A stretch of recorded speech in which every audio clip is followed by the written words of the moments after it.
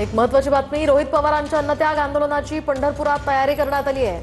आंदोलनासाठी मंडप बांधण्यात आता सुरुवात झालेली आहे। तर आंदोलनाला पोलिसांची परवानगी नसली तरी सुद्धा कार्यकर्ते आंदोलन करण्यावर ठाम आहेत।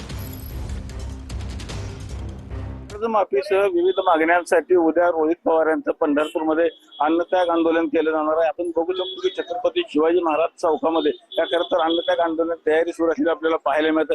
विशेष म्हणजे या आंदोलनाकरता पोलिसांनी परवानगी देखील नाकारल्याचं रोहित पवारांनी ट्विट केलं होतं। मात्र तरी देखील राष्ट्रवादी शरद पवार गटाचे सगळे कार्यकर्ते जमलेले आपल्याला पाहायला मिळतं। एकंदरीत पूर्ण चौकामध्ये जर आपण बघितलं तयारी सुरू असलेली आपल्याला पाहायला मिळतं। उद्या सकाळी 9 वाजता रोहित दादा पंढरपूरमध्ये येतील। छत्रपती शिवाजी महाराजांना, राजमाता अहिल्यादेवी होळकरांना नतमस्तक होऊन नामदेव पायरीचं दर्शन, कारण व्हीआयपी दर्शन नाही म्हणून सांगितले गेले म्हणून नामदेव पायरीचं दर्शन घेतील आणि या ठिकाणी येऊन उपोषणाला बसतील। कृपया अटी आणि शर्ती न लावता सरसकट कर्जमाफी करावी ही एक मागणी आहे।